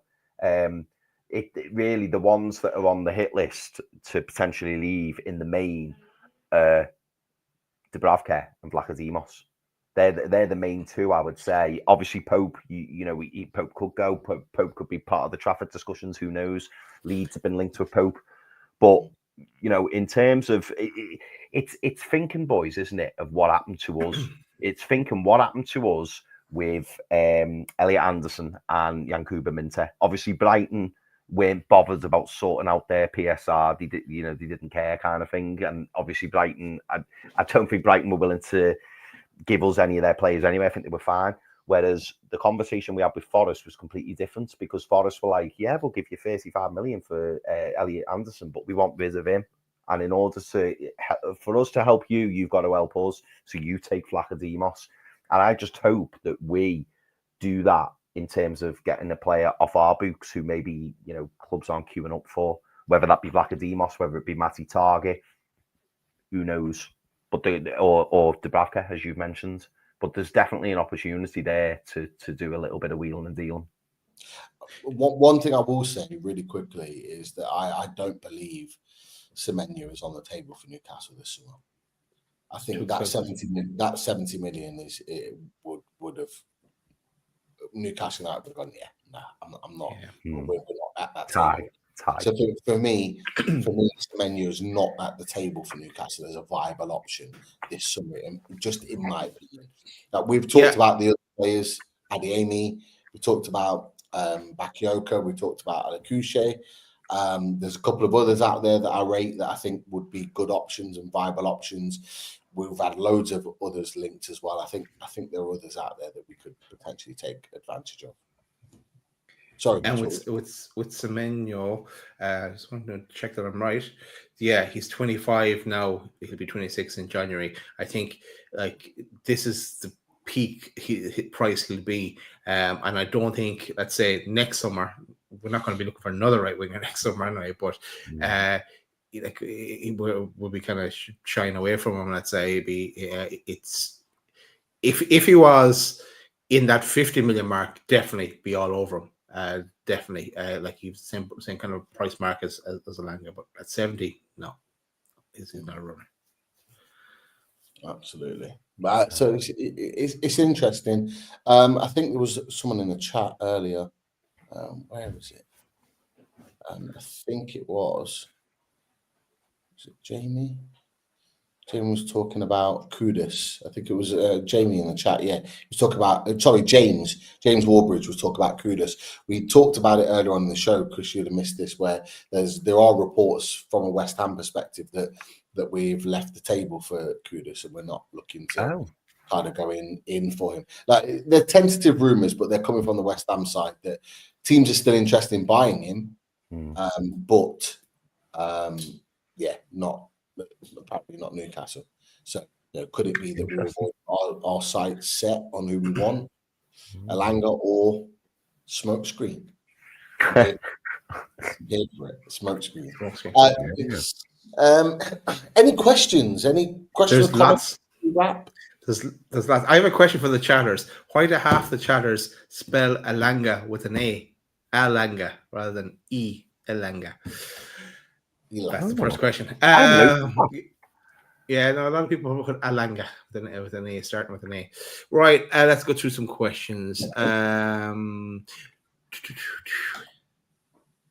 Bill Ashby, he says, do we think Eddie Howe is thinking about taking advantage of other clubs' PSR situation? Ooh. Interesting. Go on, Pete. I think there's a chance. I think there's absolutely a chance. It's really weird. Like we're going into Friday tomorrow, and Monday's the deadline, and Aston Villa have got 3 days to sell their women's team to themselves, which could potentially happen. But if it doesn't, they have a massive hole to fill. And as we said, boys, we said it on Tuesday, we said it on previous shows, like. Back then, even a week ago, nobody's really going to talk about Aston Villa. There'll be tentative links here and there because people know what to expect. But Aston Villa have to fill the deficit that's been created through PSR.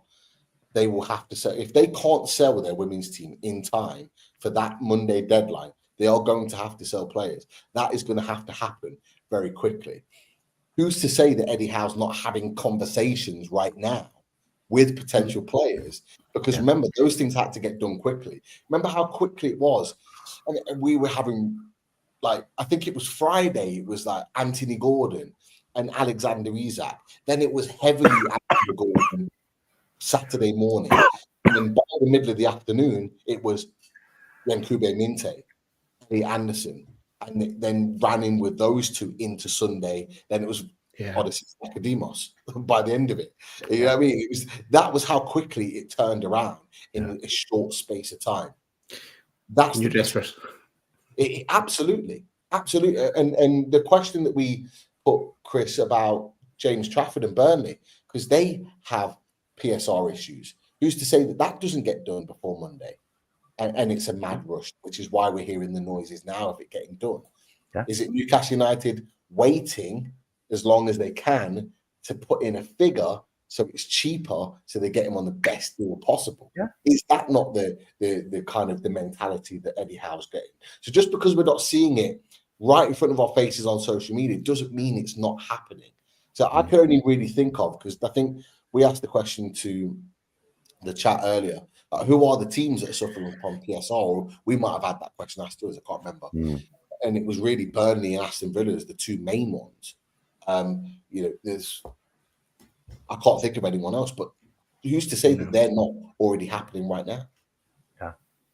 No, it's a great point, Pete, and it could be, as you've just been mentioning, the player, James Trafford, said, to Burnley, I'm going to Newcastle. Don't want to go anywhere else. They want me. I want Newcastle. And maybe Burnley. Maybe it could be Newcastle stalling it, and it could even be Pete. It could even be, the agreements in place. The fees arranged, but Newcastle have lowballed in terms of how the fee's going to be paid and gone. Because I noticed there was a report. I think one of you boys posted it again in the chat today. From I'm going to get this wrong. Something like Nicola Shearer or something. We talked about this earlier. Oh, did you? Right. Because he mentioned 20 million euros, and I'm thinking that can't be right. That cannot be right. But is it 20 million euros, i.e., 15, 16 million up front, and then we go when he gets his England cap, when he makes so many appearances, and that's maybe where the negotiations coming in. And as you just rightly said, Pete, is that why it hasn't quite gone through yet? Because Burnley is, sitting there with the calculator going, no, we need this, we need it. And then Newcastle go, I'll tell you what, that's fine. How about you take this person in exchange? And, we'll agree to your terms, but you've got to buy this player as well. And all of a sudden, the deal's benefiting Newcastle to a degree. Because this deal, this 30 million deal, this should have been done. This is I said this last time, and I know transfer deals are not easy to do, but in terms of agreements and people wanting things to happen, it's probably the easiest deal you're going to have, because Trafford was dying to come 12 months ago. He's still dying to come now from what we're hearing.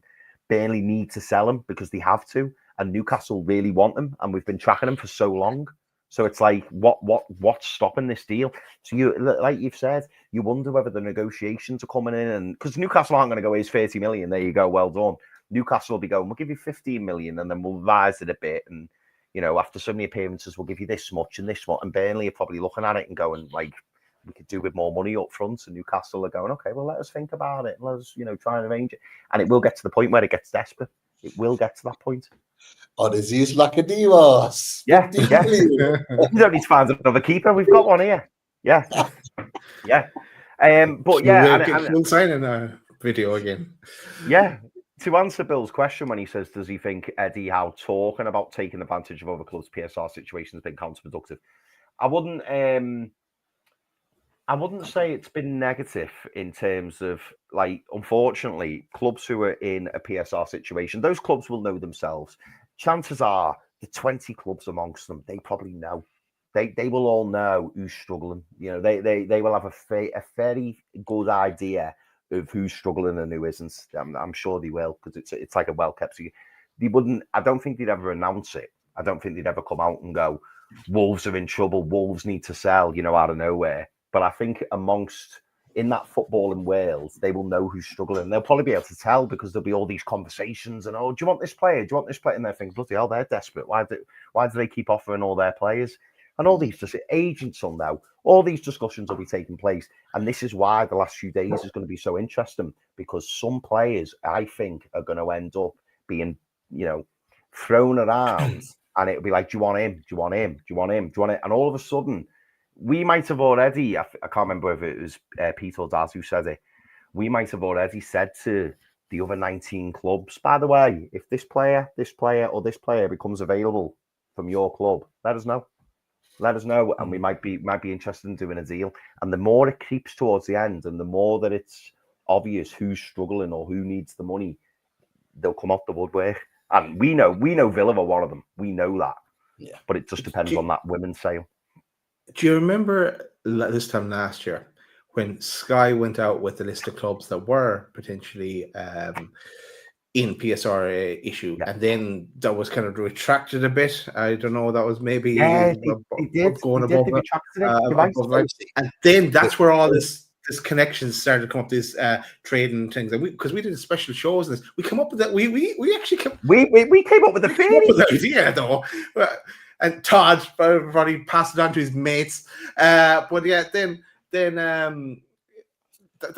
all kicked off, and then you could see that the swap deal, separate transactions with swap deals started happening. Then we actually had to get involved ourselves. But that hasn't happened this time. So yeah, you could be right. There could be more clubs that this are involved. But let's see. And it might not be like a high-profile player. It could be like a young prospect, like coming through the youth, like coming through the youth ranks, or it could be a player that's just made their way into the first. It's got massive potential. A little, like you said, a little bit like what Chelsea and Villa did. Like, I think it was Sky that got Chelsea wrong, because Chelsea properly kicked off about it and they removed them off the list because they're in the process of selling multiple buildings. So that's why they should have been on the list, but because they were selling those multiple buildings, they technically weren't on the list. But because you remember, Pete, we told Keith Downey about it, didn't we? And Keith was like, brilliant idea. I don't think it'll happen, but brilliant idea. And then subsequently, that's what happens. And Everton and Villa did it.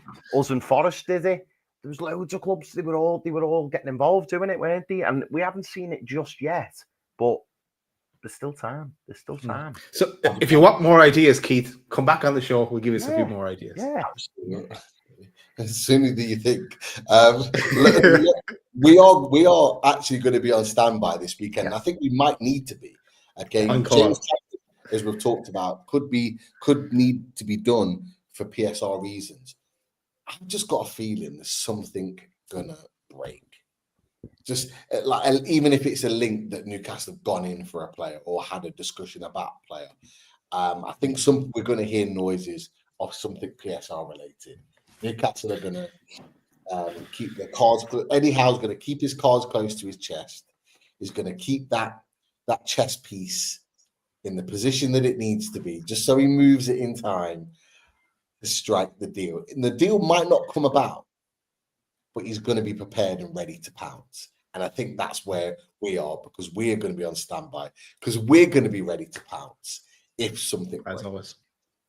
Well, good news is 1 question down, 17 more to go, lads. Right. This is our problem. That was my fault. The wives are going to start giving us daggers in a second. Yes. Okay. Just kind of a few comments as they go through as well. Ryan says, just buy Pedro. Stop waiting. Stop stalling. We have Genie Esther says, do you think we walk away from the Langan negotiations if Forest demands 60 million plus? I think definitely is the answer there. Let me move to the next one here. Yes. Tony BC. Transfer Tony says, question for the chat. Oh, so the chat, it wasn't for us. Who is more likely to get a transfer rumor right? Luke Edwards or Graham Bailey? It's tough, he says. We don't have to answer that, lads. It's for the chat. Not for us. All right. That's one. Yeah, Choppy says, when Eddie is commenting, when Eddie says he doesn't want anyone, and then 2 days later a player has signed. We saw that with Harvey Barnes as well, when he was up in pre-season and he was in the hotel. He was in the background. He was like in the building, wasn't he? And he was like, no, nothing on him. No. Never heard of him. I know Choppy though. Why does that annoy him? Like, that's a player coming in. When that happens, a player's coming in. You should be excited. I like the surprise. I like the surprise. Yeah. This is why we were so shocked at the back end of last season when Eddie was like, we're gonna play on clubs who played on us. We're gonna act quick in the transfer market, and that's why everyone's like, oh my god, this isn't like Eddie. What's going on? What's happening here? And then consequently, we haven't done either as yet. Yeah. Imagine Eddie has the phone turned off. Like players, no, Eddie never turned the phone off, but the phone turned off for a couple of weeks. I wonder who they got me. Turn on the phone. Fuck, no one still. Right, move on.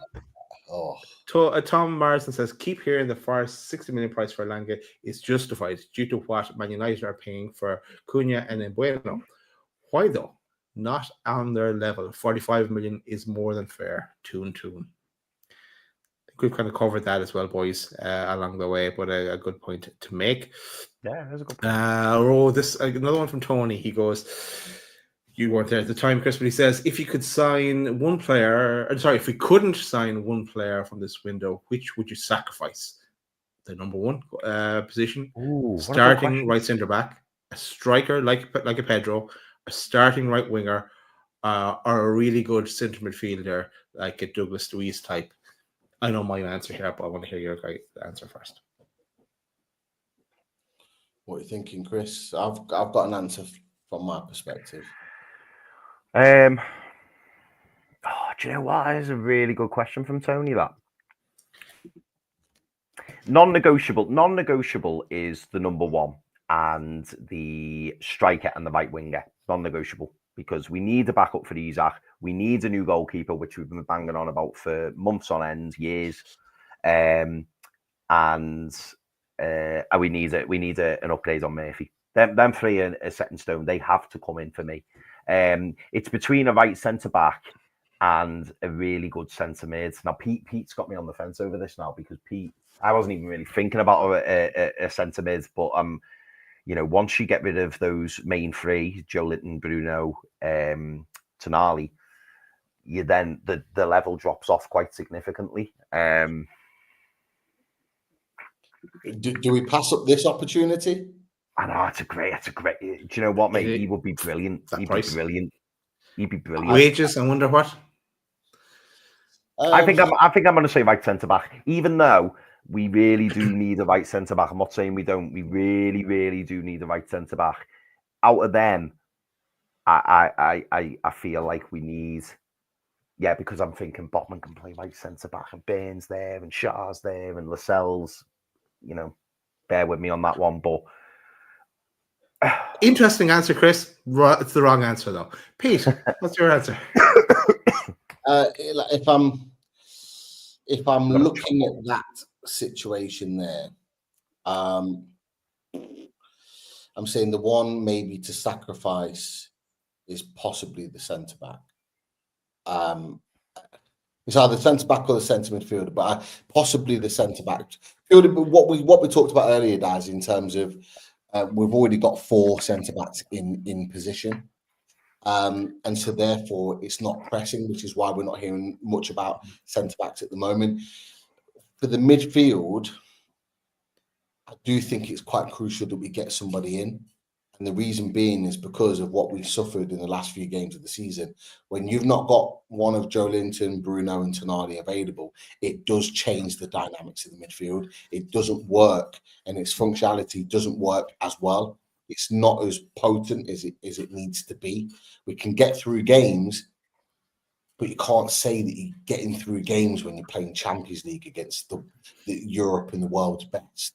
You've got to be able to perform, and you've got to be on top form all the way through. So I do think having another midfielder is crucial. So I would probably say if the club had to sacrifice one, they'd probably sacrifice the centre-back position and go again. With the mindset that Botman is fit and ready to play week in, week out, I think that would be a massive for the team. I actually thought you said something else there, Pete, to start. So I'm going to say, Pete, you're also wrong. I think it's the centre midfield position that I would sacrifice. I think that we need all the. I know we'd like another centre midfielder as well, and especially going to the Champions League. I agree with the points you're saying, but I just think, and I disagree with what Chris said in the last show as well about Char. I think we need an upgrade on Char. It's just Char. When we do bring in a right centre back, he becomes number one, and Char is the backup. I don't think we bring in someone that's going to just kind of play second fiddle to Char and then break into the team. I think it's more a more instant first team player that we would make. I just we go with the three. Well, the three that we have, but I think I don't think we have to miss out on any of these, so we're all wrong. Because I think if we were to sell a Willock and a Sean Longstaff, we have enough then to buy like a Merlin Raul that we talked about earlier, or someone else that could slot it, or that Douglas Luiz, depending on his wages, he'd be unreal. And again, another Brazilian. But it was a good question though, Tony. It was a very good question. I like this as well. I haven't seen the name before. Cheshire Party Poppers. I like that name. Where's Cheshire, lads? Is that near Manchester? It's near my neck of the woods. Gotcha. Yeah, that's what I thought. But he says, breaking news, but not for Newcastle United. Bayern Munich have reached an agreement to sign German striker Nick Walsh. Hey, Mate, Everton were linked with him the other day, and I said to me, mate, oh, there's this fella, Walter Maid, and he was like, never heard of him, never heard of him. I was like, he's good, you know, and he's like, nah, don't need him. So I'm actually quite pleased at that, even though I'm gutted we've missed out on him. I don't know how serious we were on him, but he's had a good tournament, isn't he? Is he top scorer? Yeah.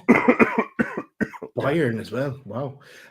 He'll be available on loan soon. Go to Bayern, but Harry Kane's replacement. But a fair play to whoever mentioned him in our. It wasn't in. I don't think it was a live chat. It was in an after show. A great call, great shout. Yeah, whoever it was now, I can't remember the name.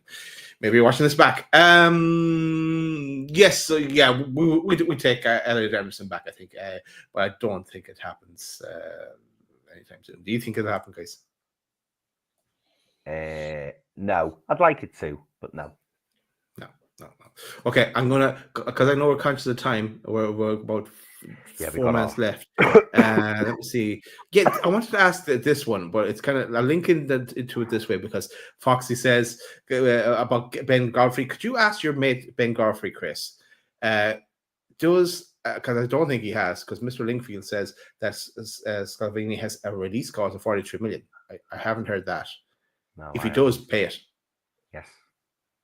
Yeah, no, totally. No, I've not heard he's got a release clause, and I think if he did have that release clause, I think someone would have activated it by now. I'll be honest. Have you heard that, Pete? Nothing mentioned about a release clause. The links were saying they would accept between 40 and 50 million, but it didn't mention anything about release clause whatsoever. But yeah, I think between 40 and 50 million gets Scalvini, I think. No release clause though. Not that I don't know of anyway. Right. Gavin says Alanga. If it's Isaac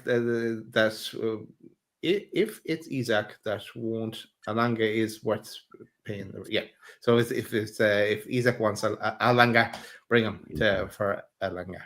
Bring him for Isaac. Yeah, look, I'm going to stop with the questions because we're going to run out of time. I want to give a big shout out to Sophie, who was playing a blinder in the chat, as well as the other mods as well. Tom was in there as well. A few more. Sorry, Daz. There's 10 to go to make it to 250. Ooh. So there's 10 likes to go to get to 250. There's got to be 10 people that have not liked this show so far. So if you like the show, get us those 10 as quickly as possible. I am one of them, so I will do it right now. I just saw something. Oh! I thought you were angry at me then because I hadn't liked the show, but I'm about to. Genie Esther, just a quick one there, boys. Imagine getting in for our centre mid position. Oh, apparently he's linked with Saudi quite heavily, so that's why I think it's gone quiet on not just our links, but European links going to European teams. Because I know Man United were quite heavily linked to him too. But yeah, I think 250.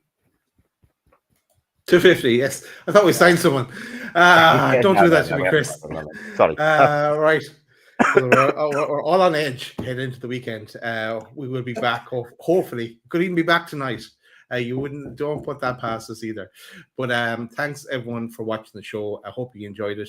And we will be back pretty much hopefully over the weekend. Fingers crossed. That's it. That's your lot. We haven't played this one for a while, so I'm gonna go give it up to Eddie Howe as he tries to work the magic and get someone over the line. Thanks everyone. See you in the next one. Have a good night. How you like?